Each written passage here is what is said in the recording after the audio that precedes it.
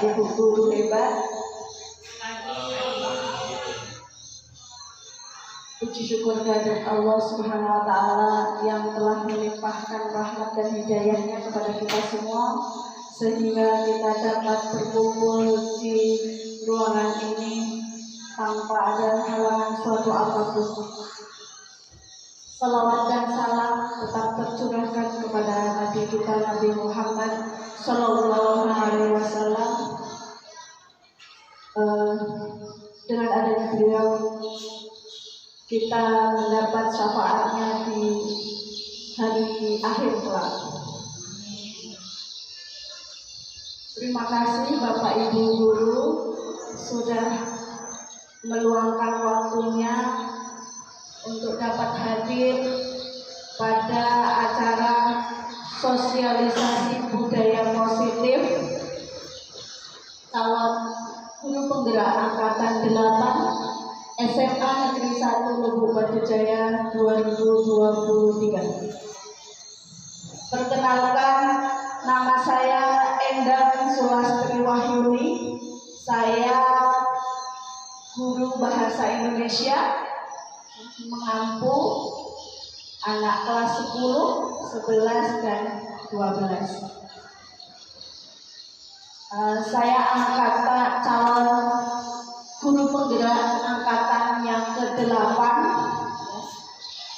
Nah, di samping kiri saya, fotonya saja ya Bapak Ibu, ada Bapak Ahmad Fahri Hutauruk MPD sebagai fasilitator saya. Beliau ini dosen di Medan. Jadi biasanya saya berjumpa dengan Bapak Ahmad Fahri Hutauruk ini lewat gimmick ya, di dunia maya ya Bapak Ibu. Ya, serasa dekat namun jauh. Kemudian yang kedua ada Bapak Narwo SPD MSI. Nah, beliau ini sering jumpa Bapak Ibu ya. Baru kemarin hari Jumat kita berjumpa dengan beliau. Beliau adalah pengajar praktik saya ya, dengan calon guru penggerak yang dibimbing beliau ada 4 orang. Yang pertama saya, yang kedua ada Ibu Maya dari Peranak, yang ketiga ada Ria dari SMK. Nah, yang terakhir ada Bu Elvi Dawati juga dari SMK Pasir Penyu. Itu. Mungkin itu saja Bapak Ibu perkenalannya dari saya. Kita lanjutkan. Nah, jadi Bapak Ibu, di sini bukan menggurui ya Bapak Ibu, hanya kita sharing. Setelah saya mengikuti calon guru penggerak, pendidikan guru penggerak, saya belajar disiplin positif dan nilai kebajikan universal.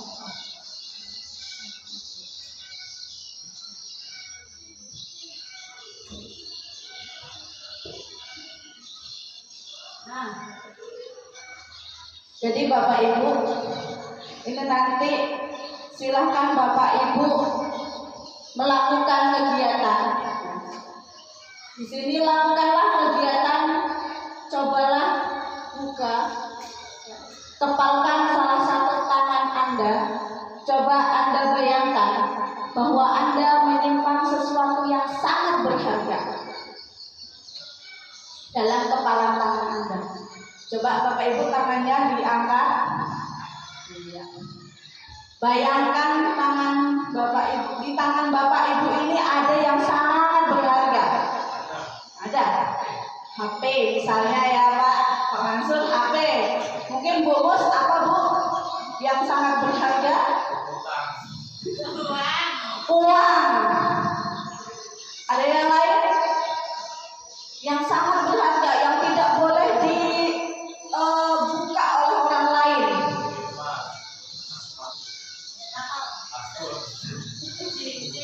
cincin, ya, ada cincin. Nah, kemudian suruhlah teman sebelah Anda mencoba segala cara untuk membuka kepala yang tangan Bapak Ibu. Coba, kalau itu sangat berharga, itu berusaha dengan mudah atau tidak Bapak Ibu? Mudah Bapak Ibu. Kalau Pak Mansur sangat mudah. Gini, Ibu kasih contoh sama Mik.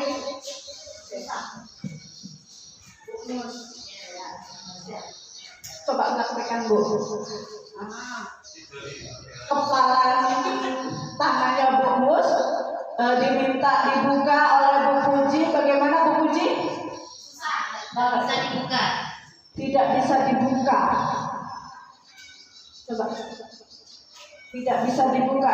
Iya. Oke. Susah ya, susah. Boleh tidak Bu Mus dibuka Bu Mus? Boleh sih. Tapi kan Silakan Bu Mus. Kenapa tidak boleh dibuka Bu Mus? boleh, tapi dalam hal ini belum boleh itu maksudnya. Ada hal-hal tertentu ini bisa boleh, bisa tidak. Iya. Ya. Jadi menurut Bu Mus, kepalan ini tidak boleh dibuka karena sangat berharga. Mungkin di dalamnya itu tadi ada cincin ya Bu ya, cincin perkawinan. Jadi ini sangat sakral, jadi tidak boleh dibuka kepalan ini. Nah, tadi buku juga boleh dibuka, namun ketika sudah ada waktunya, mungkin kalau sudah dibuka itu ketika tidak dengan paksaan gitu ya Bu ya. Nah, ada kesepakatan di situ ya Bu. Next.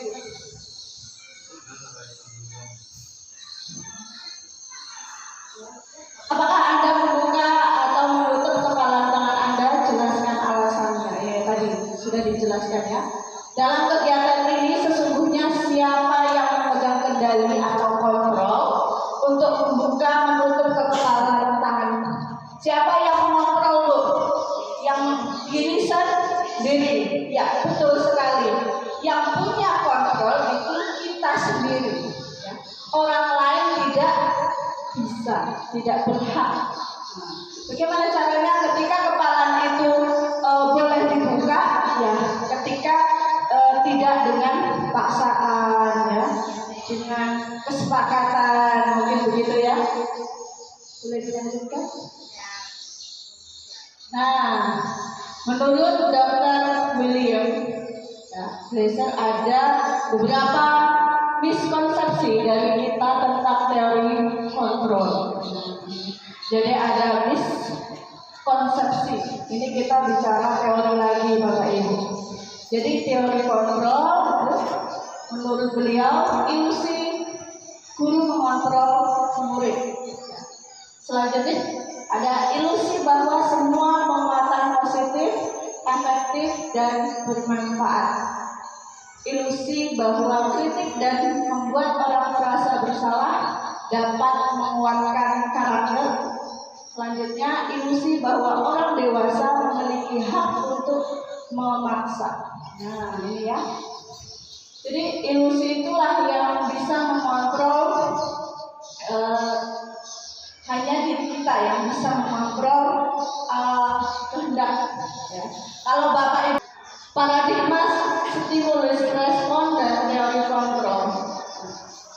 Ini ada stimulus respon tentang dunia dan teori kontrol tentang dunia ya. Realitas kebutuhan kita sama ya. Sama realitas kebutuhan kita juga berbeda. Terhadap dunia itu berbeda.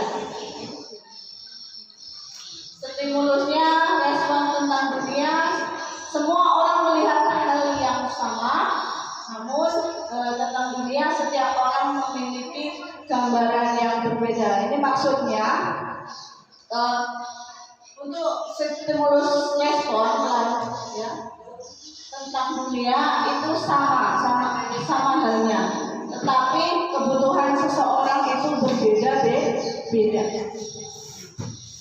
Semua orang melihat hal yang sama, ya, tetapi semua orang memiliki gambaran yang berbeda. Ya, karena karakter setiap manusia itu juga berbeda. Kita mencoba mengubah orang agar berpandangan sama dengan kita. Namun pemikiran kita itu kita berusaha memahami pandangan orang lain tentang dunia. Perilaku buruk dilihat sebagai suatu kesalahan. Ini semua berpikir seperti itu ya Bapak Ibu ya. Semua berperilaku memiliki tujuan. Tidak semua buruk itu suatu kesalahan. Tapi kalau untuk diri sendiri mungkin saya melakukan keburukan itu ada tujuannya. Karena setiap manusia itu punya watak sendiri-sendiri. Next. Nah, kita berbicara disiplin. Bapak Ibu guru, bagaimana ketika Bapak Ibu guru mendisiplinkan anak? Bagaimana Bapak Ibu? Dengan cara apa?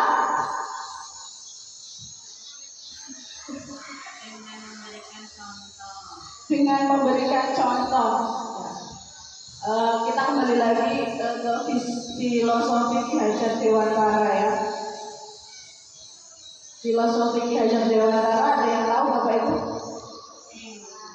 Ing ngarsa surtulodo, ing madya pangun karsa tuturi haya. Ya, jadi guru itu sebagai contoh. Disiplin sebagai bentuk kontrol diri, yaitu belajar untuk kontrol diri agar dapat mencapai suatu tujuan yang mulia. Tujuan mulia di sini mengacu pada nilai-nilai atau prinsip-prinsip mulia yang dianut seseorang. Nilai-nilai itu disebut sebagai nilai-nilai kebajikan yang universal. Tadi, ya. Jadi ada nilai-nilai kebajikan, contohnya ya tadi itu disiplin, kejujuran, sopan santun. Apalagi Bapak Ibu, nilai kebajikan, nilai yang baik-baik, tanggung jawab, gotong royong, kolaborasi. Disiplin juga termasuk nilai-nilai kebajikan.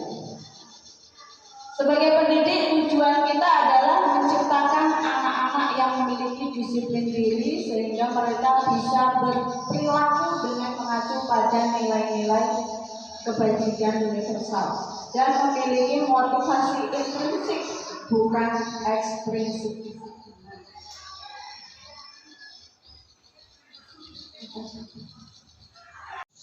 Baik, tujuan disiplin positif untuk menanamkan motivasi kepada semua siswa kita agar mereka menjadi orang yang mereka inginkan dan menghargai diri sendiri dengan nilai-nilai yang mereka percaya. Motivasi ini berasal dari diri siswa atau internal sehingga akan berdampak jangka panjang dan tidak akan terpengaruh dengan adanya hukuman dan hadiah. Jadi di sini Bapak Ibu, motivasi itu berasalnya dari siswa itu sendiri, ya, bukan dari kita sebagai guru. Kalau datangnya dari siswa sendiri, murid sendiri, itu nanti akan berdampak pada jangka panjang dan tidak akan terpengaruh dengan adanya hukuman atau hadiah. Contohnya Bapak Ibu, misalnya anak tersebut datang terlambat. Motivasinya nanti kalau saya datang terlambat, ya misalnya datang terlambat itu dari diri sendiri, itu nanti dia berdampak pada jangka panjang. Jadi kedepannya itu tidak terlambat lagi Bapak Ibu. Namun kalau dia berpatokan saya datang terlambat nanti kena hukuman, ya sebatas itu saja.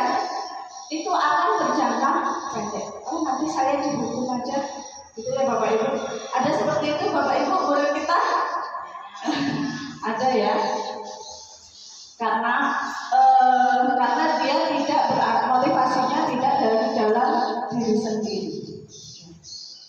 Kalau murid kita itu berpikir motivasinya dari dalam dirinya sendiri, itu pasti jangka panjangnya pasti akan lama. Karena oh ya, saya berangkat sekolah memang dengan kesadaran sendiri saya akan belajar, bukan karena saya takut kepada gurunya. Gitu ya Bapak Ibu. Sudah paham belum yang ini? Kita lanjutkan. Ada teori motivasi, hukuman, dan penghargaan dan restitusi. Sebelumnya saya mau tanya dulu Bapak Ibu, hukuman dan penghargaan itu boleh tidak sih Bapak Ibu? Boleh. Boleh. Coba kita lihat teorinya. Nah, ada 3 motivasi perilaku manusia. Yang pertama untuk menghindari ketidaknyamanan atau hukuman. Yang kedua untuk mendapatkan imbalan atau penghargaan dari orang lain. Yang ketiga untuk menjadi orang yang mereka inginkan dan menghargai diri sendiri dengan nilai-nilai yang mereka percaya. Jadi motivasi itu ada 3 ya. Yang pertama mungkin kalau sebagai murid itu untuk menghindari hukuman. Yang kedua mendapat imbalan, berarti mendapat hadiah dari gurunya, mendapat penghargaan dari orang lain. Nah yang terakhir, nah ini yang bagus ini, yang ketiga untuk menjadi orang yang mereka inginkan dan menghargai diri sendiri dengan nilai-nilai yang mereka percaya. Jadi timbulnya dari internal, dari diri sendiri, kesadaran diri sendiri. Next. Hukuman, konsekuensi, dan restitusi. Dalam menjalankan peraturan atau keyakinan kelas, bila ada suatu pelanggaran, tentunya sesuatu harus terjadi. Untuk itu kita perlu meninjau ulang tindakan penegakan peraturan atau keyakinan kelas kita selama ini. Tindakan terhadap suatu pelanggaran pada umumnya berbentuk hukuman atau konsekuensi. Dalam modul ini akan diperkenalkan program disiplin positif yang dinamakan restitusi. Oke. Jadi selama ini Bapak Ibu menegakkan peraturan itu dengan hukuman atau dengan konsekuensi Bapak Ibu. Boleh di mic-nya Bu? Mus? Dengan hukuman atau dengan konsekuensi? Hukuman. Menurut Ibu konsekuensi itu apa Bu? Hasil dari perbuatan yang sudah dia lakukan. Ketika dia berbuat baik, maka dia akan mendapatkan kebaikan. Ketika dia melakukan keburukan, juga dia akan sebaliknya mendapatkan keburukan. Ya. Jadi selama ini kita tanpa sadar ya Bapak Ibu, kita ini pelanggaran pada umumnya itu berbentuk hukuman. Contohnya kalau anak kita terlambat itu dihukum hormat bendera selama 5 menit. Ya nggak Bapak Ibu? Ada lagi memungut sampah. Ada lagi Bapak Ibu kalau terlambat lari lapangan 5 kali. Bagaimana dampaknya kepada murid kita? Mungkin ada yang mau dampak yang terjadi pada diri siswa yang setelah dihukum kedepannya akan disiplin atau masih seperti itu. Masih seperti itu dengan hukuman yang tadi. Kenapa seperti itu? Padahal kita sudah ini penegakan peraturannya ini ya peraturannya kan hukuman. Maksud kita itu anak itu akan lebih baik ke depannya, akan disiplin. Kenapa seperti itu? Masih terulang lagi, gitu Bu. Kenapa? Karena tidak menanamkan rasa bersalah ketika melakukan pelanggaran pada anak tersebut. Tidak melakukan karena dia tidak timbul rasa bersalah. Bahkan di situ dia punya dendam ya dengan gurunya. Ini besok nih awas nih ini ya, kita tandai. Begitu ya. Oke. Mungkin Pak Mansur mau kasih pencerahan.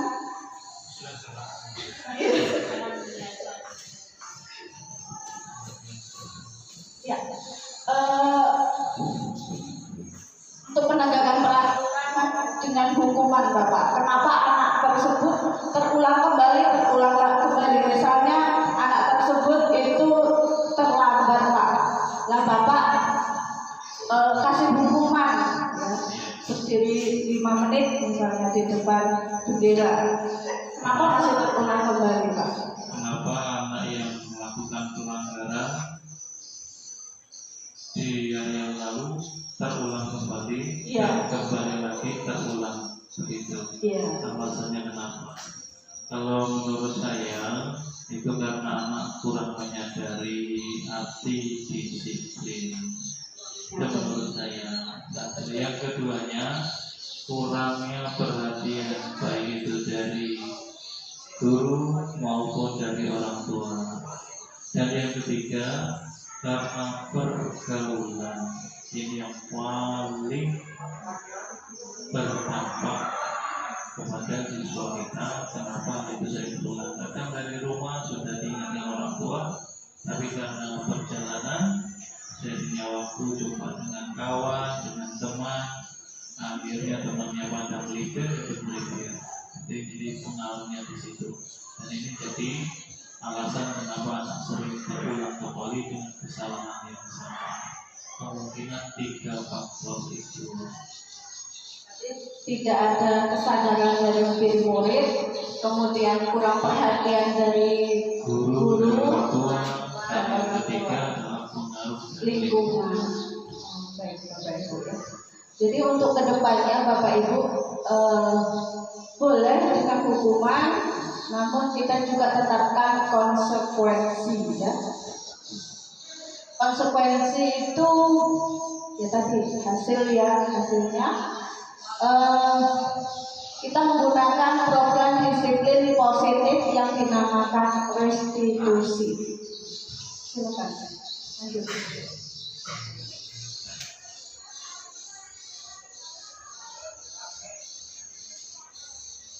Nah ini tadi contoh identitas gagal hukuman, konsekuensi. Kalau konsekuensi misalnya ya contohnya saja sesuatu yang menyakitkan harus terjadi. Ini yang dialami murid bapaknya menyakitkan. Tadi kalau dihukum itu merasa sakit hatinya ya Bapak Ibu, mempunyai dendam dengan gurunya. Nah, kalau kita menggunakan konsekuensi itu sesuatunya ya memang sudah terjadi, namun untuk perbaikannya dengan restitusi ya, itu merupakan pilihan dari anak tersebut.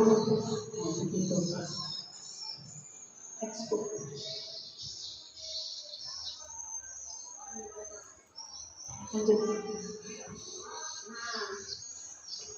Dihukum oleh penghargaan. Ya. Dihukum oleh penghargaan. 1. Pengaruh jangka pendek dan jangka panjang. Yang kedua, penghargaan tidak efektif. Yang ketiga, penghargaan merusak hubungan. Dan yang terakhir, penghargaan menghukum. Kenapa sih penghargaan itu dibilang dihukum, Bapak Ibu? Ini ya, kenapa penghargaan itu dihukum? Contohnya seperti ini. Ada guru yang bawa permen satu pak ketika masuk belajar. Ada juga guru yang membawa coklat misalnya ketika masuk di dalam kelas. Nah, di dalam kelas itu nanti siswa yang aktif, siswa yang nilainya bagus pasti dapat hadiah, Bapak Ibu. Nah, pengaruhnya itu jangka pendek atau jangka panjang? Ya, jangka pendek, Bapak Ibu. Jadi apa yang terjadi pada siswa yang tidak mendapatkan hadiah, Bapak Ibu? Kan tadi yang dapat permennya itu yang nilainya bagus. Nah, bagaimana perasaan murid-murid kita yang tidak dapat permen? Pasti dia bilang gini, ala paling yang juara satu aja yang dapat permen, saya tidak. Kan seperti itu ya Bapak Ibu ya. Nah, kenapa sekarang tidak diperbolehkan menggunakan penghargaan atau hadiah? Karena itu pengaruhnya itu jangka pendek, bukan jangka panjang. Tidak ada lagi ya Bapak Ibu yang bawa permen, yang bawa apa? Yang bawa coklat misalnya. Nanti kalau nilainya ulangan kalian 100 dapat coklat misalnya dari guru, dapat uang 100.000. Ada ya Bapak Ibu yang seperti itu? Kalau saya dulu pernah mengalami Bapak Ibu. Iya. Untuk saya sendiri mungkin untuk yang saya bilang untuk Bu Endang bilang katanya yang murid yang bisa, kalau pakai saya kan kalau olahraga Bu ya, kan itu kan biasanya itu satu kelas saya bagi tim, kemudian sebagai motivasi mereka yang menang nanti saya kasih permen 1 bungkus besar itu saya masih melakukan itu. Kira-kira masih boleh nggak seperti itu? Baik, terima kasih pertanyaan dari Pak Gunawan. Ternyata responnya luar biasa. Betul Bapak, untuk motivasi agar anak itu kedepannya lebih baik lagi, itu akan lebih baik. Namun hanya 1 murid saja atau beberapa murid. Nah yang lain bagaimana Bapak perasaannya? Kan ada tuh yang suka olahraga, ada yang tidak juga. Otomatis yang tidak suka dengan olahraga, dia pasti kurang termotivasi. Maksudnya sudah melakukan pun dia tetap tidak dapat permen itu, misalnya seperti itu. Bagaimana perasaannya? Pasti dia kembali lagi ke ya paling itu aja yang dapat permen, kayak gitu Pak. Intinya dia tidak ada pengaruhnya Pak kalau dikasih penghargaan. Namun berbeda Bapak. Walaupun anak itu dikasih, misalnya motivasi Bapak itu dikasih permen 1 pak, tapi kalau dikasih semua rata itu ada Pak. Jadi ini Bu, ada pengaruhnya, motivasinya. Permen itu saya bikin kan gitu Bu, satu kelas ini saya bikin 2 tim Bu. Yang menang itu saya kasih 1 bungkus. 1 bungkus belum dibuka gitu. Untuk yang kalah itu saya kasih setengah dari yang sebungkus itu tadi. Jadi seperti itu. Jadi intinya 1 kelas itu dapat semua gitu. Ya mungkin yang kalah ini lebih sedikit daripada yang menang. Gitu. Nah, kalau seperti itu diperbolehkan ya Bapak. Namun sebisa mungkin kita adil dengan murid-murid kita, ya. karena nanti juga pasti ada imbasnya, dampaknya lagi kepada siswa kita, yaitu yang menang pasti dikasih banyak, yang sedikit dikasih, yang tidak menang dikasih sedikit. Jadi bukannya tidak boleh bisa kata saja Pak, memotivasi siswa agar lebih semangat lagi dengan pelajaran Bapak. Mungkin itu ya Pak ya, untuk penghargaan, untuk hadiah, karena itu memang penghargaan tidak efektif ya. Tadi ada di dalam benaknya yang kalah itu pasti kecewa, ada rasa kecewa begitu. Ya, silakan. Jadi begini Ibu, saya ingin bertanya, kan tadi kan tidak baik ya untuk melakukan penghargaan. Nah, saya mau nanya seperti ini, bagaimana jika saya memberikan reward kepada anak jika siswa tersebut bertanya kepada temannya atau kepada gurunya, supaya lebih pembelajaran itu berpusat kepada siswa, tidak hanya lebih aktif lagi. Itu bagaimana? Yang bertanya nanti bisa Ibu kasih poin tambahan nilai. Itu bagaimana Ibu? Terima kasih. Terima kasih Ibu Puji, pertanyaan yang luar biasa ya. Tadi biar aktif di kelas, supaya aktif di kelas, motivasinya nanti dikasih hadiah, yang tanya dikasih hadiah. Jadi gini Bapak Ibu, hadiah ini timbulnya nanti ada efeknya Ibu. Yang tidak tanya itu nanti dia berpikir, yang tanya itu aja. Nanti ibunya pasti fokusnya sama itu, bukan sama saya. Mungkin seperti itu Bu.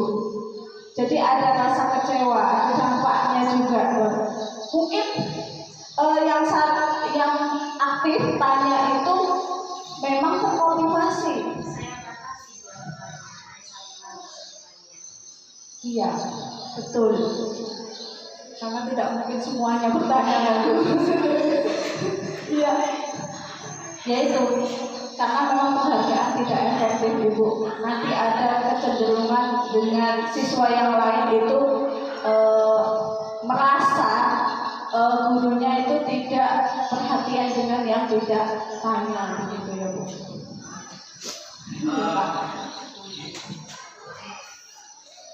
Ini mungkin yang saya alami itu ya.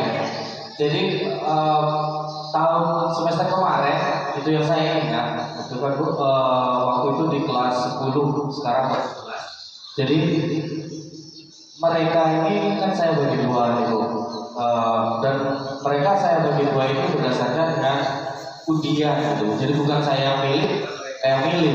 Jadi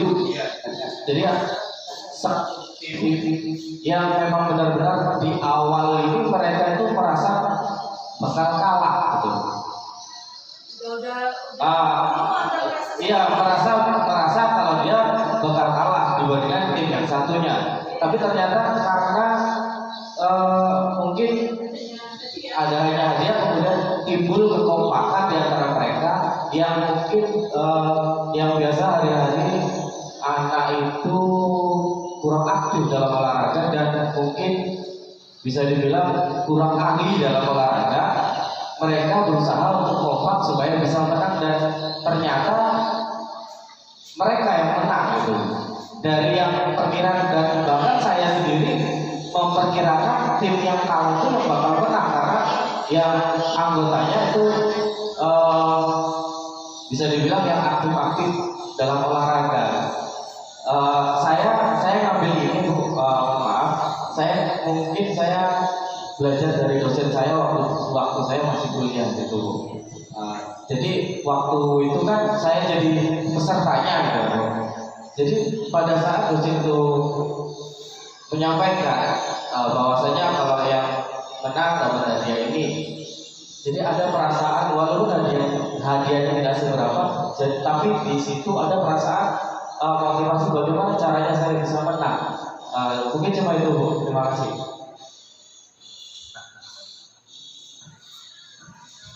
Baik, terima kasih Pak Gunawan.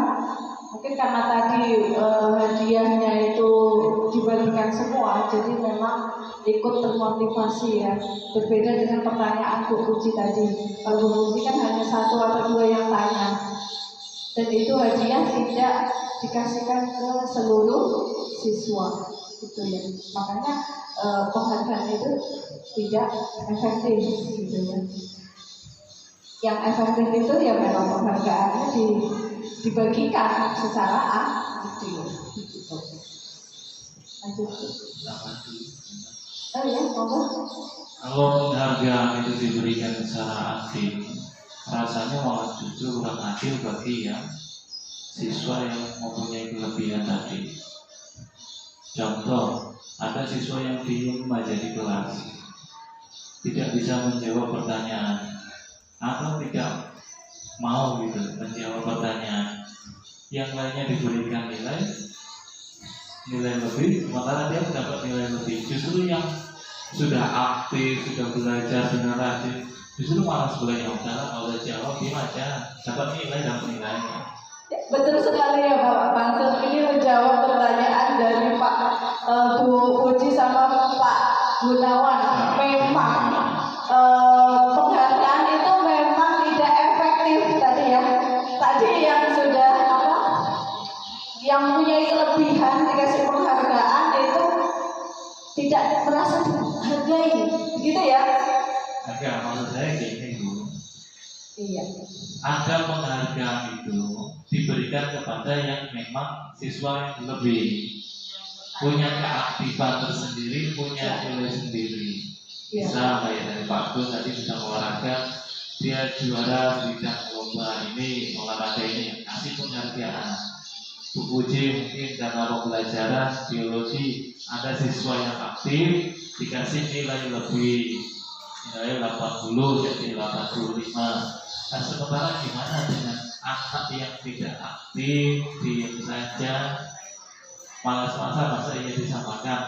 Kan harus, kata Ibu tadi, penghargaan itu tidak adil.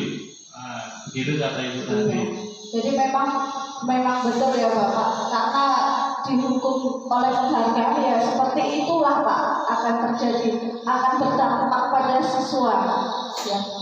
Kalau bisa memang ke depannya itu penghargaan itu tidak dikasihkan lagi, tidak dikasih nikmat lagi, hadiah lagi. Karena memang seperti itu Pak, penghargaan itu tidak efektif. Tadi Bapak sudah tahu sendiri ya, Bapak kalau tidak adil Bu, ya karena tadi saya bilang semuanya harus dikasih dengan adil, gitu kan. Tadi Bapak juga sudah yang bertanya itu dia punya kelebihan, tetapi karena sama, karena adil gitu kan Pak, jadi tidak apa ya intinya. Justru kalau menurut saya Bu, penghargaan itu tetap diberikan menurut saya sesuai dengan kondisi anak. Misalkan kayak Pak Gun tadi mengatakan dua tim, siapa yang menang dikasih hadiah, yang satunya biarpun kalah separuh. Ya itulah penghargaan. Biarpun tidak sama penghargaannya, tapi tetap ada penghargaan dari seorang guru kepada siswa yang memiliki kelebihan, memiliki motivasi untuk itu gitu. Biar anak yang lain pun tetap termotivasi. Begitu juga dengan Bu Puji, tetap diberikan karena anak ini sudah aktif dalam pembelajaran. Seperti itu. Nah, tergantung dari kita bagaimana memotivasi anak-anak ini untuk tidak menilai penghargaan itu adalah negatif. Ketidakadilan itu tadi. Ya. Iya. Kita bincang di luar sesi ini lagi ya.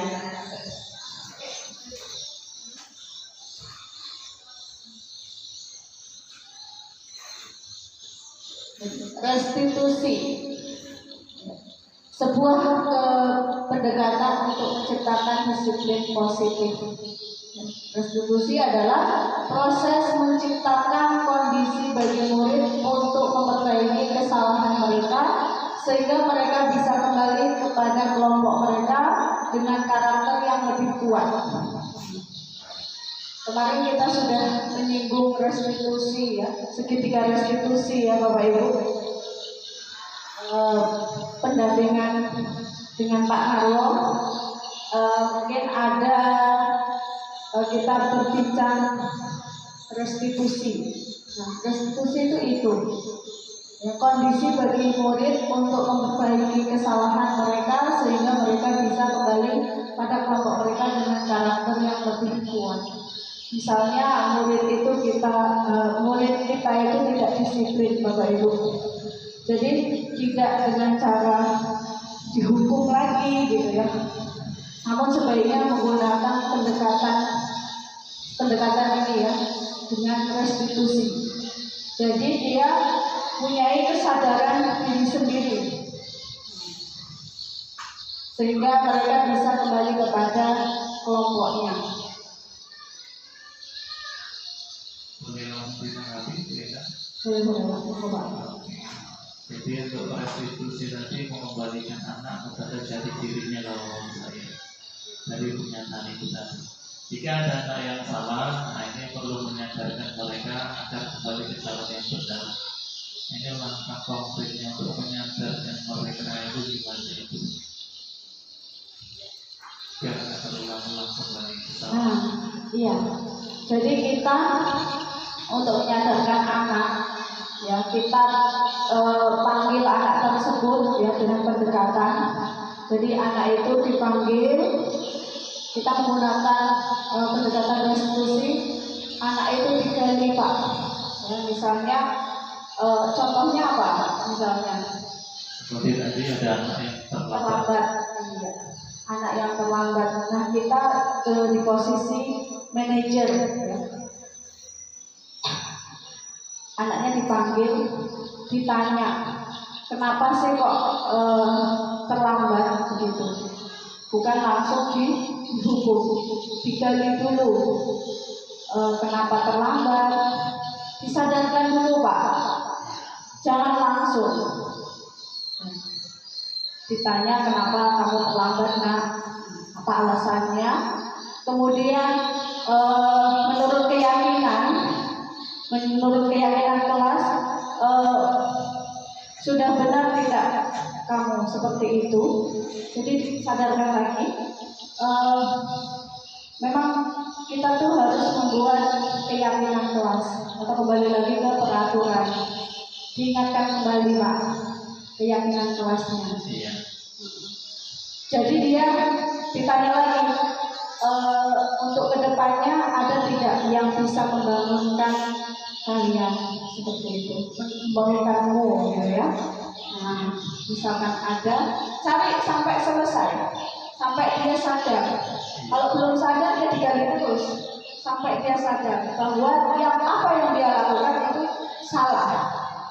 Kalau dari dirinya sendiri itu untuk kedepannya kan berarti tidak terlambat lagi. Iya. Begitu Pak. Sedikit koreksi Bu. Boleh. Untuk guru sebagai posisi sebagai manajer seperti yang disampaikan dan materi yang disampaikan sebelumnya itu kalimat tanyanya yang ada dibedakan, bukan kenapa kamu terlambat, tapi apa yang menyebabkan kamu terlambat. Kalau pertanyaannya kenapa kamu terlambat, itu guru sebagai penghukum. Dari pertanyaan itu sudah terserah atau memposisikan diri kita guru sebagai apa. Jadi itu untuk koreksi. Mungkin pertanyaan sebagai guru sebagai manajer itu pertanyaan apa yang menyebabkan. Kata menyebabkan itulah sebagai fondasi dasar kita mengetahui alasan anak itu terlambat. Ya mungkin itu saja Bu Endang. Terima kasih. Terima kasih Pak Mansur. Bisa dilanjutkan Bu? Ada 5 kebutuhan dasar manusia dan dunia berkualitas. Jadi ada 5 kebutuhan dasar manusia. Yang pertama penguasaan, yang kedua kasih sayang dan rasa diterima, yang ketiga kesenangan, yang keempat kebebasan, dan yang terakhir bertahan hidup.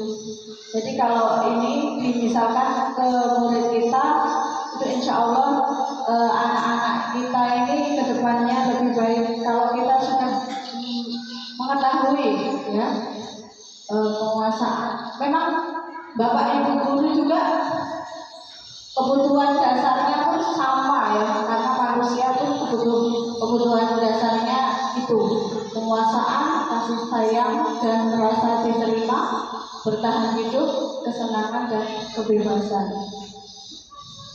Bertahan hidup, kebutuhan bertahan hidup adalah kebutuhan yang bersifat fisiologis. Untuk bertahan hidup misalnya kesehatan, rumah dan makanan, kebutuhan biologis sebagai bagian dari proses reproduksi, termasuk kebutuhan untuk tetap bertahan hidup. Yang kedua, kasih sayang dan rasa diterima. Kebutuhan ini dan 3 kebutuhan berikutnya adalah kebutuhan psikologis. Kebutuhan untuk disayangi dan diterima meliputi kebutuhan akan hubungan dan koneksi sosial, kebutuhan untuk memberi dan menerima kasih sayang, dan kebutuhan untuk merasa menjadi bagian dari suatu kelompok. Kebutuhan ini juga meliputi keinginan untuk tetap terhubung dengan orang lain, seperti teman, keluarga, pasangan hidup, teman kerja, binatang peliharaan, dan kelompok di mana kita bergabung.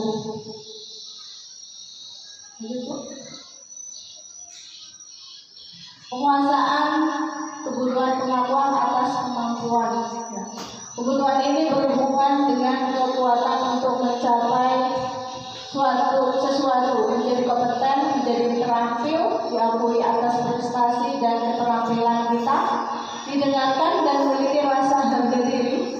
Kebutuhan ini meliputi keinginan untuk dianggap berharga, bisa membuat perbedaan, bisa membuat pencapaian kompeten diakui, dihormati.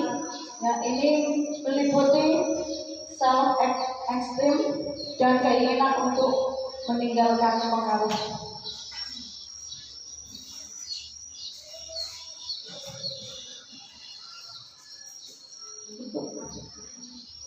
Nah, yang selanjutnya, kebutuhan dasar manusia itu adalah kesenangan ya.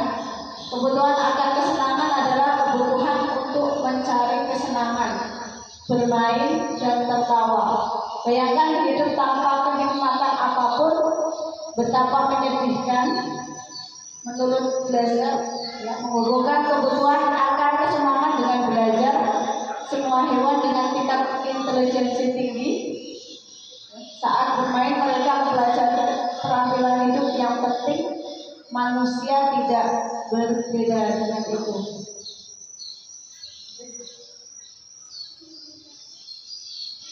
Coba Bapak Ibu perhatikan ilustrasi berikut.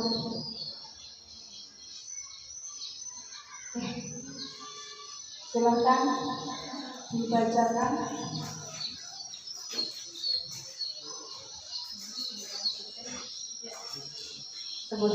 Sebutkan kebutuhan apa yang sedang berusaha dipenuhi oleh anak-anak ini.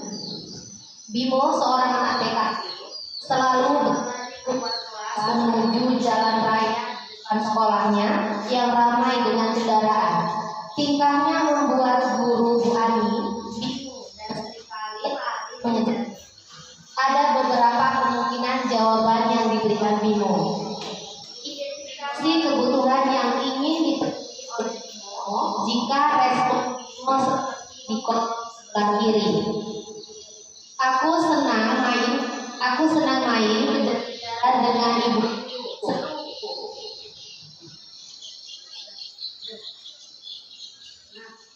Kebutuhan dasar murid ini ya, itu penguasaan, kesenangan, cinta dan kasih sayang atau kebebasan. Jadi dia mencari perhatian kepada gurunya ya. Kebutuhan dasarnya berarti kesenangan.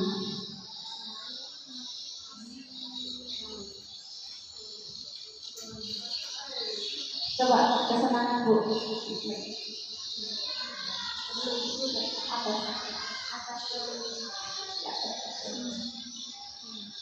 Kebutuhan akan kesenangan adalah kebutuhan untuk mencari kesenangan, bermain, tertawa.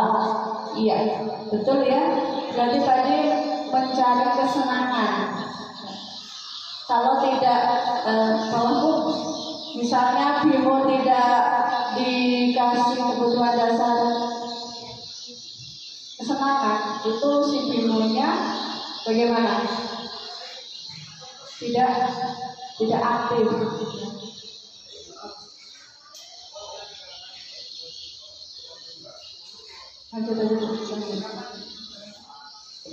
Nah, keyakinan kelas. Jadi ada menyinggung keyakinan kelas ketika kita membahas restitusi ya, memecahkan permasalahan dengan restitusi. Jadi menggali dengan pilihan ya,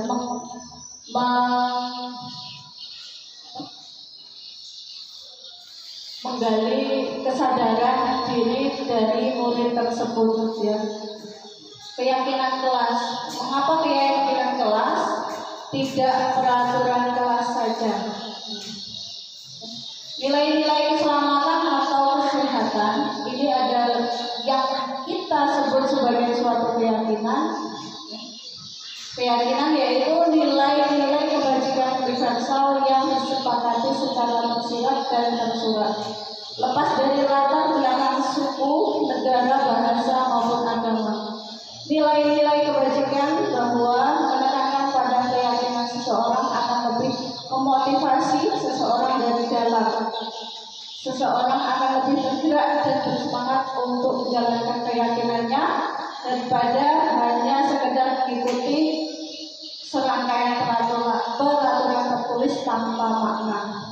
Jadi begini ya Bapak Ibu, untuk keyakinan kelas ini dapat memotivasi murid kita ke depannya, karena anak itu bisa bersemangat ya untuk menjalankannya karena ada di dalam diri mereka sendiri, di dalam kesadaran murid tersebut dengan adanya keyakinan kelas. Kalau peraturan itu hanya tertulis ya, tanpa makna. Nanti ujung-ujungnya dapat poin ya Bapak Ibu kalau peraturan. Tetapi kalau keyakinan kelas itu nanti dia disadarkan oleh dirinya sendiri. Gitu. Next.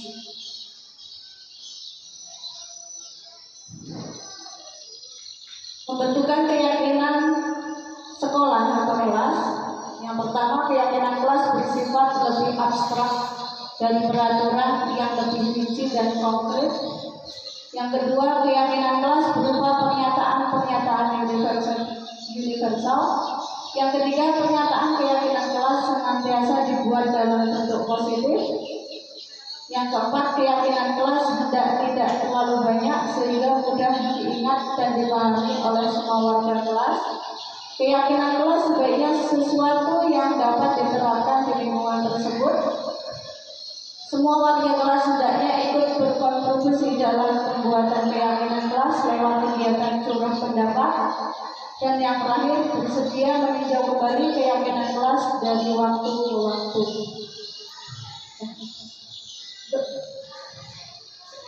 Yang ada beberapa yang saya tanyakan.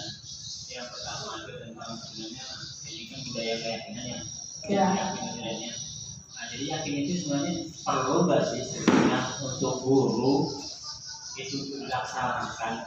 Terus efeknya buat siswa dan buat guru itu apa? Sehingga kayaknya keyakinan ini kayaknya butuh sih, harus sih dilakukan masing-masing guru atau masing-masing mata pelajaran ini wajib. Itu aja sih.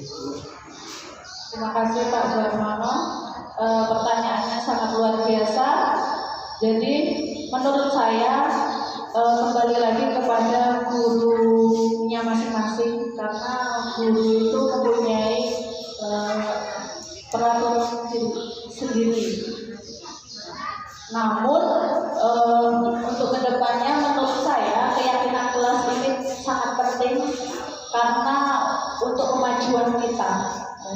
Di situ kita dapat mengontrol siswa kita, murid kita, agar dapat misalnya termotivasi atau mempunyai masalah gitu ya, itu kita dapat menyadarkan kembali dengan keyakinan kelas. Nah, mungkin itu jawaban saya, Pak. Mungkin ada tambahan dari guru yang lain. Bu Puji ini kayaknya mau menambahkan, monggo Bu Puji. Baik Bapak Ibu, saya sedikit menambahkan mengenai tentang keyakinan kelas yang tadi ditanyakan oleh Bapak Suhartono. Nah, keyakinan kelas ini menurut saya itu sangat penting. Kenapa? Karena keyakinan kelas ini dilakukan di awal pembelajaran kita laksanakan di awal semester. Di mana keyakinan ini seperti yang telah disampaikan oleh Bu Endang itu memaparkan peraturan-peraturan kesepakatan bersama oleh kita guru dengan siswa agar nantinya terwujud keinginan pelajaran yang akan kita inginkan, seperti itu. Yang pertama, jika siswa tersebut melakukan kesalahan, kita telah menyampaikan keyakinan kelas beberapa aspeknya. Siswa tersebut sudah merasa nih, sudah peka dulu, oh kalau aku terlambat di pelajaran uji biologi khususnya, itu nggak bisa masuk kelas, ya, apalagi sudah terlambat setengah jam misalnya Bapak Ibu. Dengan adanya keyakinan kelas ini, kita lebih mudah untuk mengontrol siswa kita dan juga bagus untuk diri kita. Kenapa? Kita nggak perlu lagi mengingatkan kembali, karena kita sudah di awal itu memperingati bahwa jika terlambat, ini konsekuensinya. Ini yang akan terjadi jika kamu melakukan kesalahan. Tetapi kalau kita langsung saja, misalnya terlambat siswa tersebut, ya, saya langsung nggak Bu, kenapa Bu? Kenapa saya nggak boleh masuk? Nah, tetapi kalau sudah ada kesepakatan awal itu dilakukan, siswa tersebut tidak akan bertanya-tanya jika kita melakukan suatu hukuman, ya, itu konsekuensi dia. Dia tidak mengikuti pelajaran, kemudian mungkin dia tidak bisa membuat tugas ke temannya, seperti itu. Nah, tidak itu saja. Ketika masih kuliah dulu, ketika saya masih kuliah, itu ada namanya kontrak belajar yang dilaksanakan oleh Bapak Ibu dosen setiap mata pelajaran kuliahnya. Nah, mungkin kalau di SMA ini mungkin namanya keyakinan, kalau dulu namanya di kampus itu kontrak belajar. Jadi mengingatkan kepada mahasiswanya untuk melaksanakan atau melakukan sesuai aturan yang dia berikan. Misalnya ada boleh izin dua kali dalam satu semester dan boleh izin sakit 2 kali. Nah, itu jadi kita ketika udah tahu itu, kedepannya bagaimana nih kalau misalnya ada pelajaran, dulu waktu kuliah saya ada botani, pelajaran botani ini boleh izin 2 kali. Berarti kalau lebih dari itu gimana Bu? Berpengaruh terhadap nilai, itu konsekuensinya. Makanya saya katakan bahwa keyakinan kelas ini sangat penting dan perlu sekali untuk dilakukan. Sebagai apa? Sebagai tolak ukur kita sebagai guru untuk dapat memberdayakan, mengontrol siswa tersebut ke depannya jauh lebih baik lagi. Kita punya senjata ini loh, aku seperti ini, seperti itu. Tapi kalau kita tidak ada keyakinan awal di awal semester itu, siswa bisa aja, ibu ini kok langsung aja sih ngomong saya seperti itu. Kayaknya agak aneh dan rancu, itu kalau menurut saya. Itu saja dari saya. Kalau menurut saya hal itu bagus untuk diterapkan dan dilaksanakan. Terima kasih. Ya, terima kasih kepada Bu Puji ya atas penambahannya sangat panjang kali lebar kali tinggi ya Bu. Ya, namun intinya sangat penting untuk kedepannya kita lakukan keyakinan kelas ini karena memudahkan kita untuk mengontrol murid-murid kita ke depannya.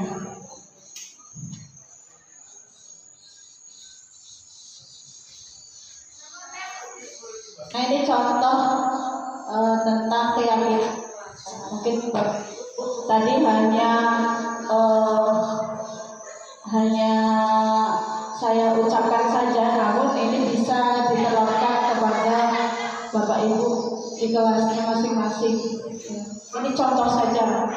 Kalau Bapak Ibu kan punya sendiri, punya senjata sendiri kata Bu Puji ya, untuk mengontrol muridnya.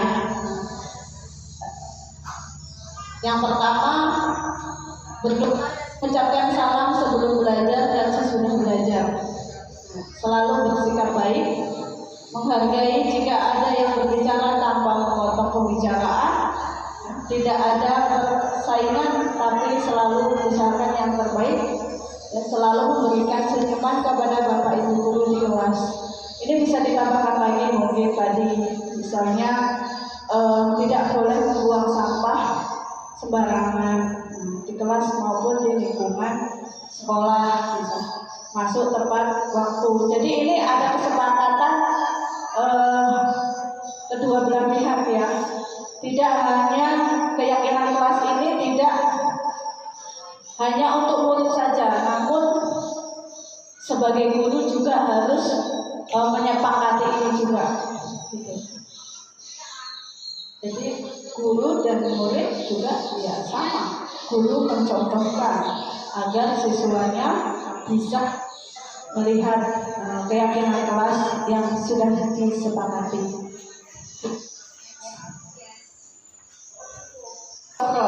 Ya, yang pertama, guru sebagai penghubung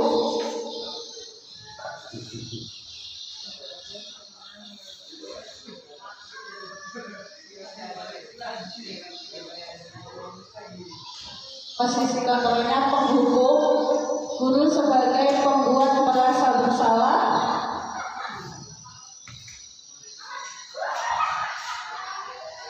yang ketiga sebagai teman, dan yang keempat pemantau, dan yang terakhir manajer. Jadi Bapak Ibu, sebenarnya ini sudah dijelaskan kemarin, ini hanya mempertegas saja. Jadi kelima posisi kontrol ini boleh dilakukan kepada anak ya. Kita boleh sebagai penghubung, pembuat merasa bersalah, kita sebagai teman, pemantau, dan manajer. Itu diperbolehkan ya. Namun yang baik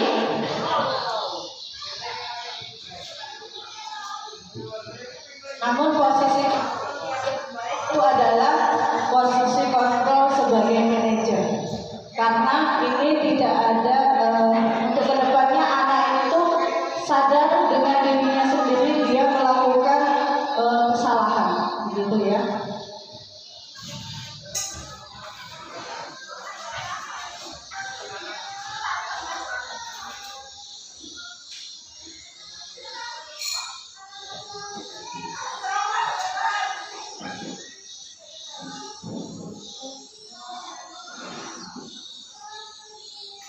Udah dibahas ini. Kita bahas lagi ya. Kita dibacakan aja ya.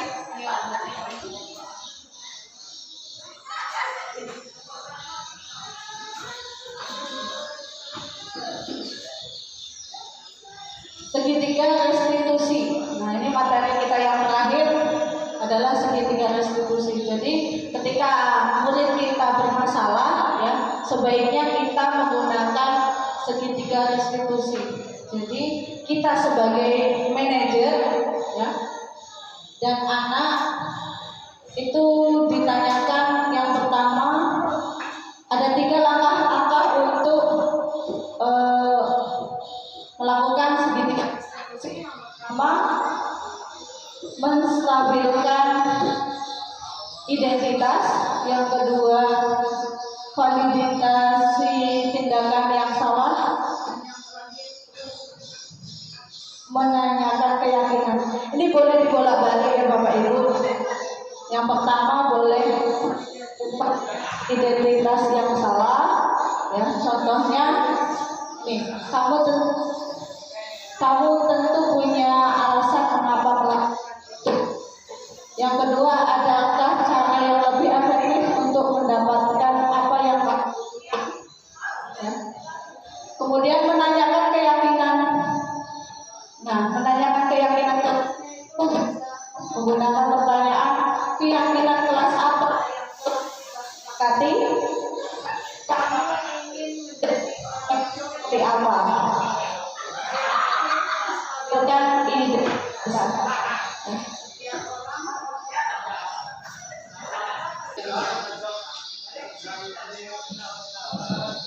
Nah, yang terakhir itu menstabilkan identitas ya. Setiap orang pasti pernah melakukan kesalahan ya. Kamu bukan satu-satunya yang pernah melakukan kesalahan.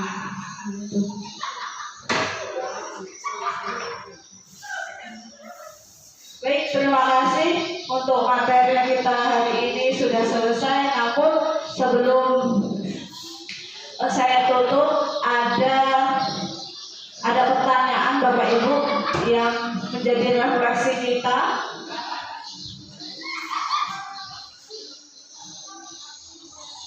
Kita hari ini adalah nanti Bapak Ibu bisa menjawab ya, sebagai pembelajaran dan perasaan Bapak Ibu ketika mengikuti kegiatan sosialisasi budaya positif ya.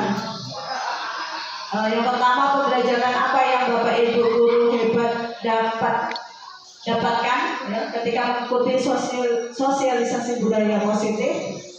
Yang kedua, tentang perasaan Bapak Ibu ya. Apa yang Bapak Ibu rasakan setelah mengikuti kegiatan sosialisasi kegiatan budaya positif, dan bagaimana perasaan Bapak Ibu setelah mengikuti kegiatan budaya positif ini. Ini boleh ya, dengan kejujuran, ketulusan hati Bapak Ibu guru. Terima kasih. Siapa dulu yang mau menjawab, Pak Suwartono? Boleh? Yang nomor 1 atau yang nomor 2, Pak? Monggo, boleh dipilih, Pak.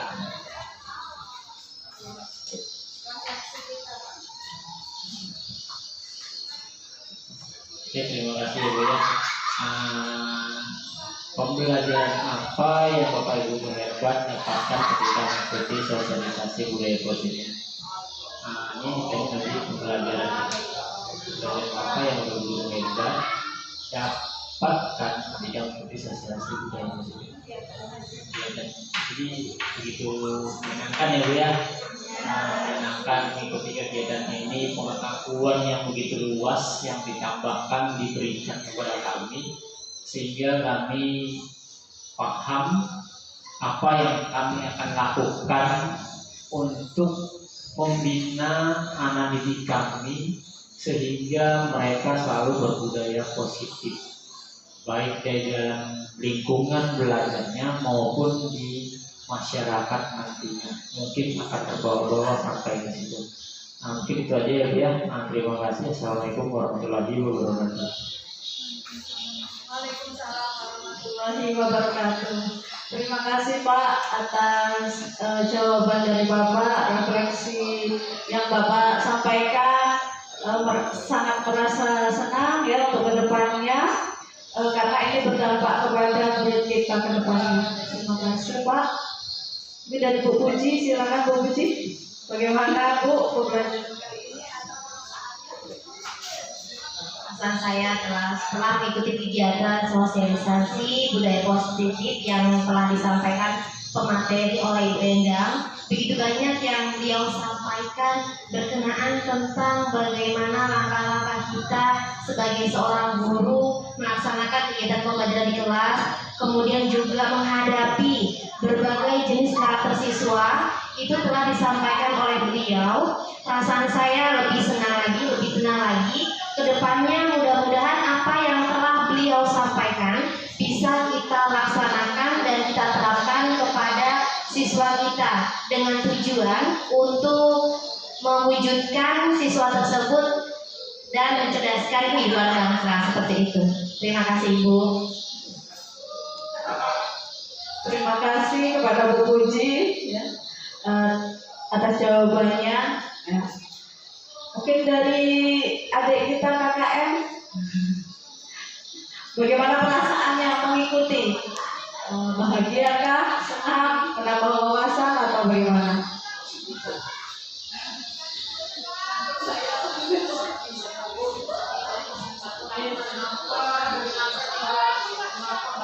Dan cuma kemarin lakukan hal ini.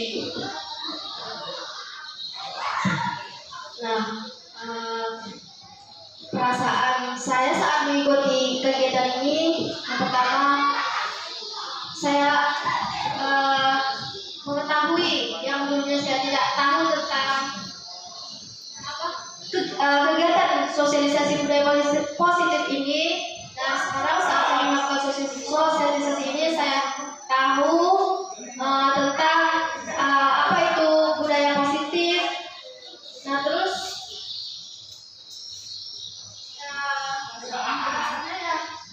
senang,